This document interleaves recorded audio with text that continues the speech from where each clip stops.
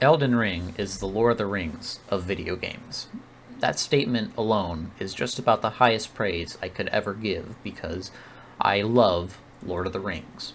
I think it's the best movie trilogy ever made, and I don't think there will be anything like it for a very long time. And it's certainly possible that there will never be anything like it again. I feel the same way about Elden Ring. Now, obviously, Elden Ring and Lord of the Rings aren't perfect.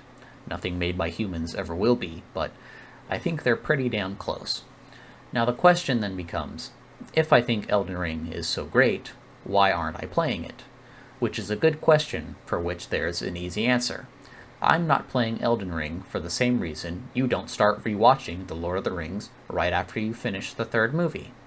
Both of these pieces of entertainment are so great that they're hard to forget. I haven't watched The Lord of the Rings for maybe 2 years, but I still remember pretty much every major point in the trilogy, and a ton of small side conversations as well. Now, the Lord of the Rings Extended Edition, the only way you should ever watch it, by the way, is 11 hours long. My first playthrough of Elden Ring was over 100 hours long.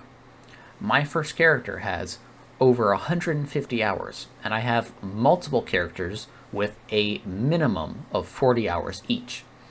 On top of that, just like with Lord of the Rings, I've consumed countless hours of time watching videos about Elden Ring and its story and world. So obviously, I've stopped playing because all things, no matter how amazing, must come to an end.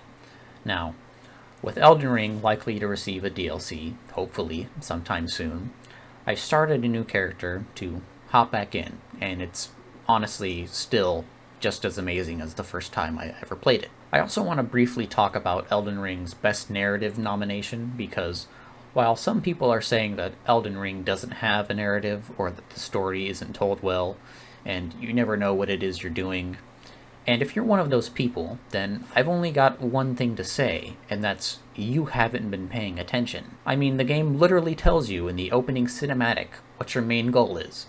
Cross the fog to the lands between to stand before the Elden Ring and become the Elden Lord. You may not know what any of that means, but that doesn't make it any less clear about what your objective is.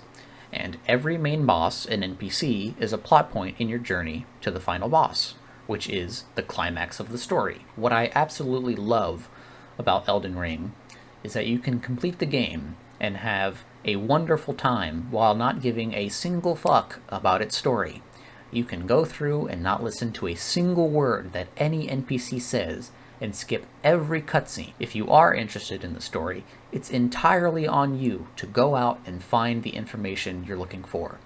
And for the information that is intentionally vague, it's up to you to fill in the blanks with as much context clues and information the game has given you. I much prefer this style of storytelling because it's what allows these types of stories to be talked about for years. That's why I compare Elden Ring to Lord of the Rings, because the stories add enough mystery to cause people's imaginations to run wild. And even after all this time, after Elden Ring's release, there are still things to speculate on.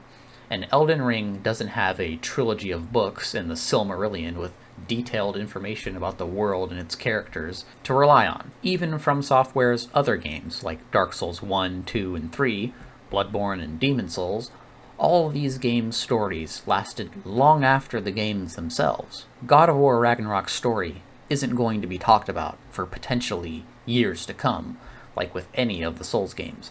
I'd hazard a guess and say it's struggling to stay relevant now. That doesn't mean Ragnarok's story is bad or uninteresting, but when the biggest question mark for the story is what's going to be the setting for the next game, you know that the story isn't filling people with the same sense of awe and wonder. So I think that Elden Ring certainly deserves to at least be nominated. Whether it should win or not is up for debate. Personally, I don't care if Elden Ring does in fact win Best Narrative. I don't even care if it wins Game of the Year, because regardless of anyone else's opinion, it's my Game of the Year. And the same goes for people's opinions about Lord of the Rings. You can disagree with me about it being the best trilogy ever made, just like you can disagree with me about Elden Ring being Game of the Year, because you have the right to be wrong, but I'm just letting you know that you're wrong, and that's okay. Anyways, that's all from me though.